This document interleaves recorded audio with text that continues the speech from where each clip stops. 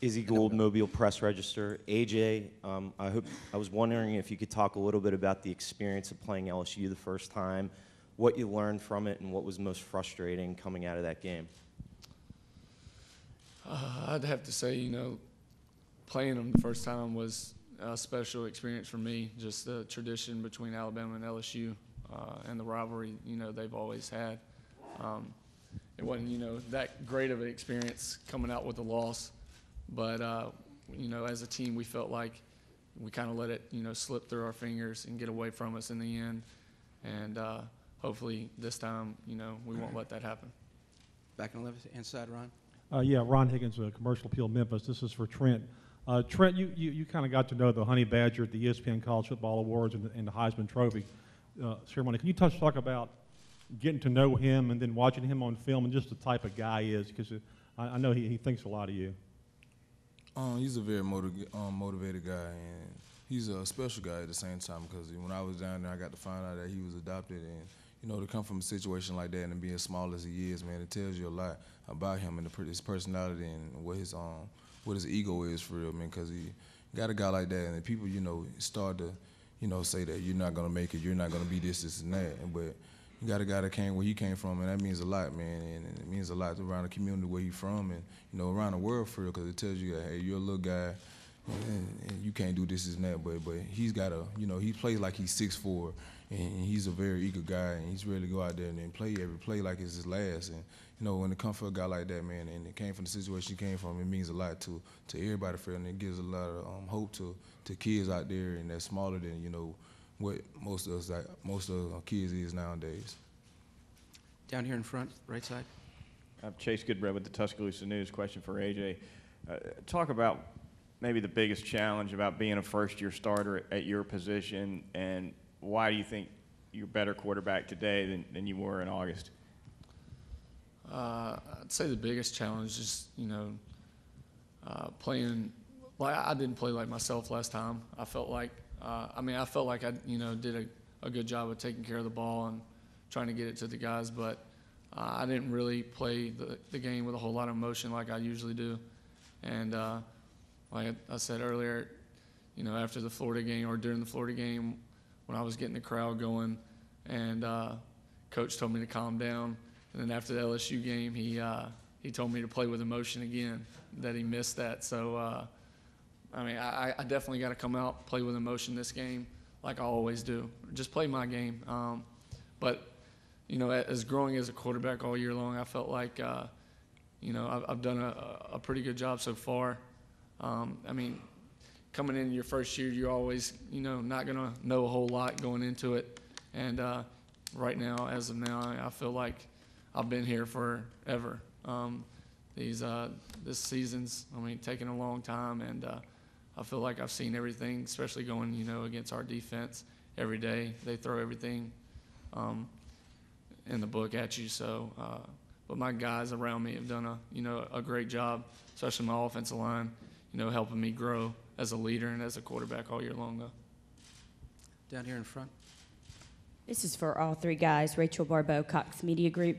But first, AJ, you talked about growing as a quarterback and finding your way. I'm interested to know what you learned after that loss to LSU and how you think personally and as a team and how you guys have used that to improve as a team in this rematch.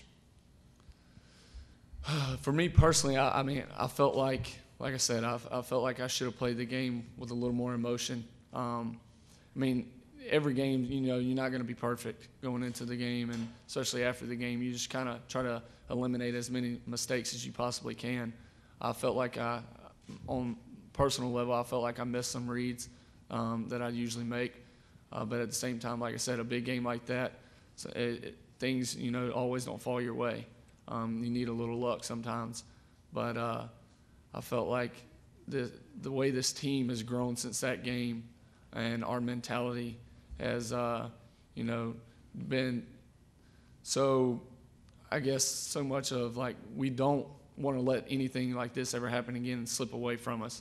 And I feel like we've done a great job of, proving that we belong here and that we should get a second chance at it.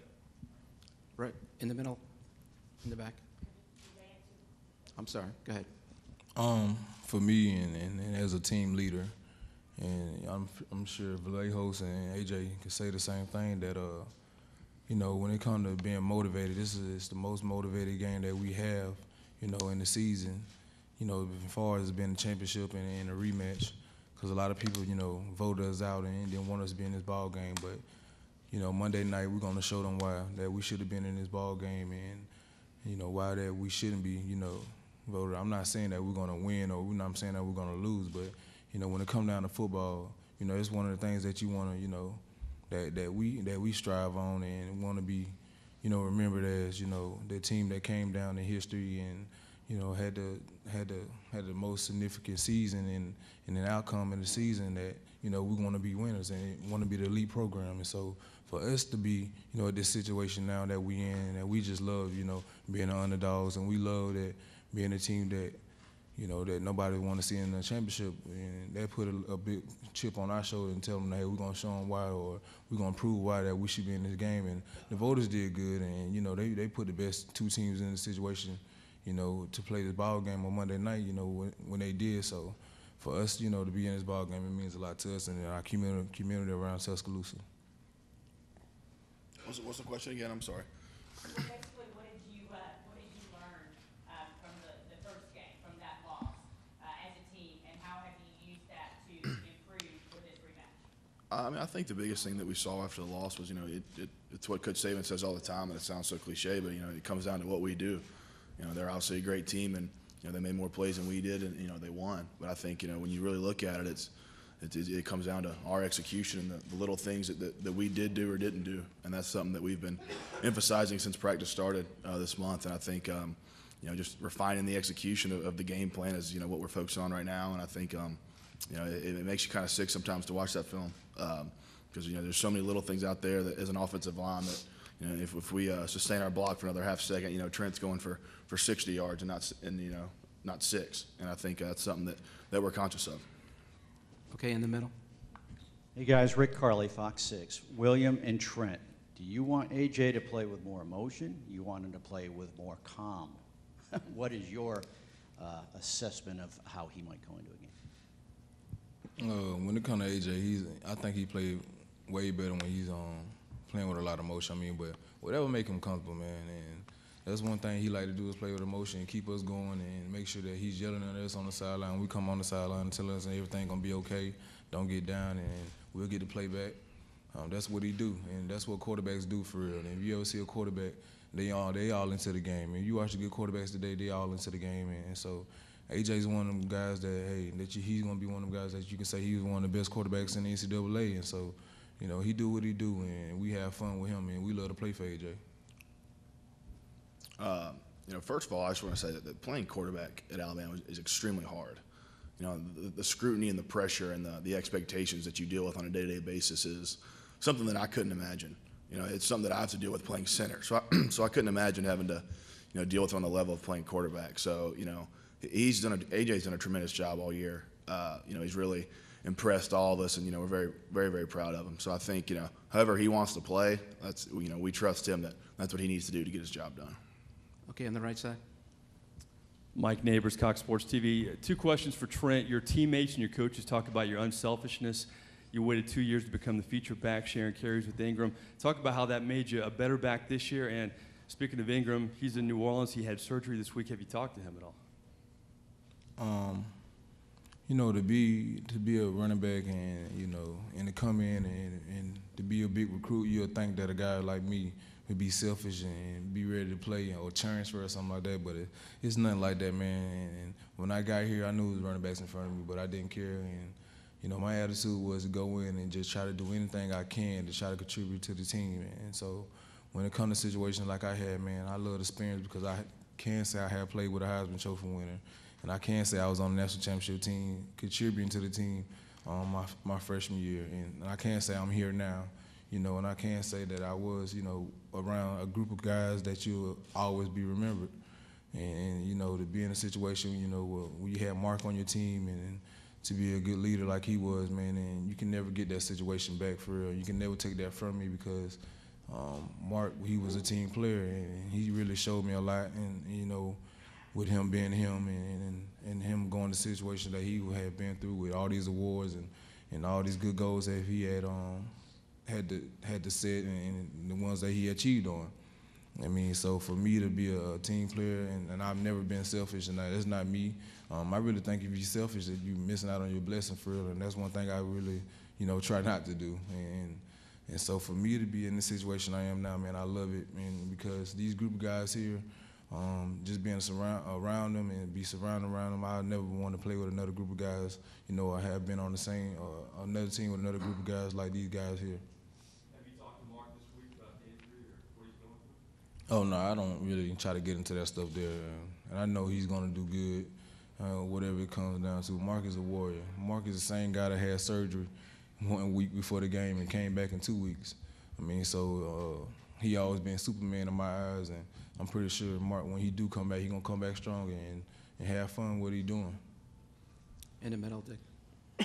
Yeah, Trent, Dick Weiss in the New York Daily News. We were talking in the other room about your daughters, and you said that you never wanted them to have to go through what you went through growing up. Could you talk a little bit about what you did go through and how it made you stronger?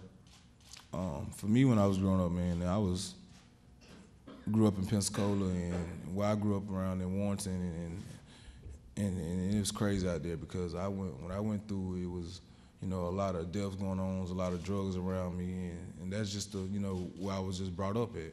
And so for my little girls to have, the opportunity they have today, and they daddy to, try to make a better place for them, I don't want them to go through nothing what I went through. I seen my mom work 2 or 3 jobs at one time, and had to come home and make meals for us, and had to come clean up behind us. So at the end of the day, it's like, I don't want my kids to go through that, and they daddy got he in a situation where he can make, life better for them, and, and he can show them how the hard work has been done, because that's what my mama has showed me, and that's what my brothers have showed me and taught me the whole time, while I was growing up, and never to give up and stuff like that. So I'm in a situation where now, and I try to, show my girls that, it is, a struggle out there, and it is hard for us, parents out there.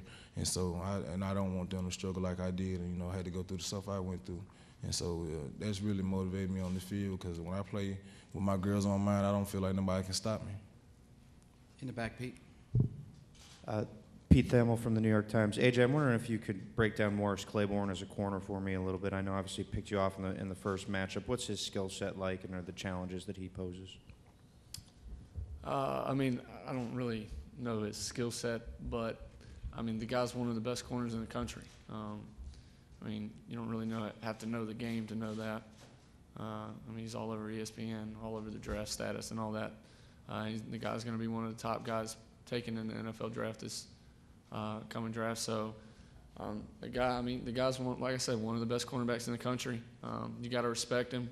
You got to respect his game, and at the same time, every guy's got his weakness though, and you got to know it, and you got to take advantage of it when you get an opportunity. Right down here in front. Bill Dwyer, LA Times, for AJ. Did you ever get back on a wave runner? Yes, sir. I own the fastest one Yamaha makes right now. It tops out at 89. My mom doesn't like me talking about it, period. But I mean, I'm crazy on them. Me and my buddies, I've was raised on the water, so during the summer when I get an opportunity, to get away from football, I'll go golf early in the morning and then go out on the river. And like I said, my mom hates it, but I'm still crazy on them. So, right side in the back. Charles Hannegriff, WDGL for AJ. Talk about the advantages and disadvantages, if there are any, of putting a game plan over this amount of time. How much you guys put in 2 weeks ago, a week ago, and how much is still to be put in, if any? Or are these practices more of a review? I personally, I mean, and I know the guys next to me will say, like, the advantages definitely are, you're able to look at them longer. And you're able, I mean, when you're preparing for just 1 week, it's really almost like 2 days. And then after 2 days, I mean, your game plan's got to be installed, and you got to know what you got to do and when you got to do it. But now that we've had a little while longer to, prepare for them, I felt like our coaches have done a great job. And we got the best coaching staff in the country by far. Coach Saban's led us to 2 national championships out of the past 3 years. So, I mean, the only disadvantage I'd say you have is preparing too much, which some teams can do sometimes because you find and you look at too many things and you try to take advantage of too many things instead of just going out playing the game. And at the end of the day, it's a game of football. You got to have some luck go your way. And but I felt like our team has done a great job preparing for this game so far. We have time for 2 more questions. One right side. Hey guys, Matt Coulter, Cox Media Group. I assure you it was way before curfew, but I did see a few of you and your teammates out in the French Quarter last night. Did you have a good time? What'd you do? And did you see anything that you've probably never seen before?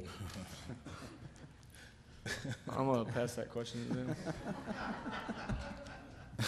I didn't leave the room, so you can ask them. So everybody gonna put the question on me.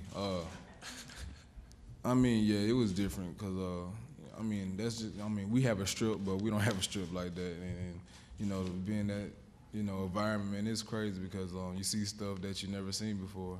And I mean, and the people are partying on that street all day and all night. And, you know, that's what they get out of it. It was different seeing the French Quarters because that's all I can really say about that because it was fun. So, Gentlemen, we're going to end on that note. Thank you very much.